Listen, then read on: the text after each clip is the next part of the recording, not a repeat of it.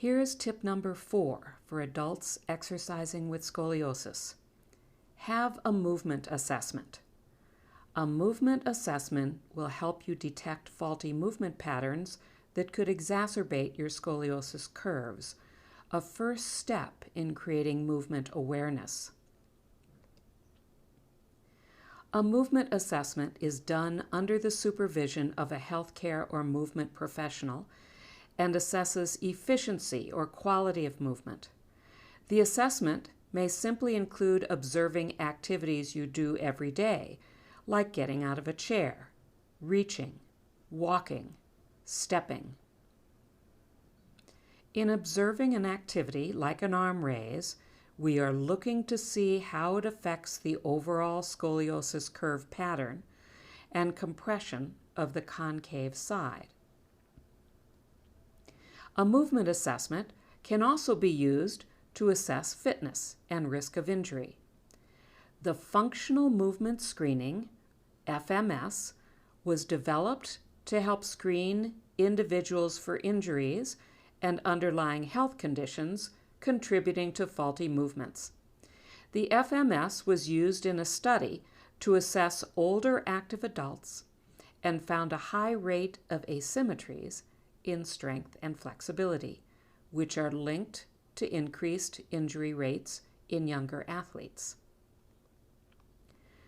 The Polestar assessment tool was developed by Polestar Pilates to help Pilates instructors screen clients before beginning a Pilates program. Information gained from the assessment can provide awareness of movement patterns that could contribute to risk factors. Here is someone with adult adolescent idiopathic scoliosis who has a right thoracic primary curve pattern. We found the curve apex at T8 using a scoliometer, and in observing her standing posture, we see that the pelvis and lumbar spine are coupled and shifted opposite of the thoracic curve. To review how to determine curve patterns, go back to tip number 1. This person has good coronal balance based on her plumb line measuring less than 3 centimeters distance between the central sacral line and C7. This, and the fact that she does not have a primary lumbar curve pattern, suggests she has no adult spine modifiers or risk factors. We discussed these in the last tip.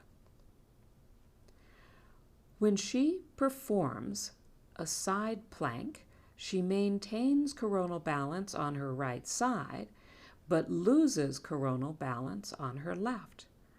This results in shearing at the hypermobile transition areas between the apex of each curve and could put her at risk for pain and disability in the future. She may need to modify the exercises on this side unless she can learn to organize her body to reduce the shear forces, at first perhaps using a mirror or with specific tactile cueing. Being aware of this faulty pattern can help reduce the risk for developing pain and disability in the future. Stay tuned for tip number 5. Thank you.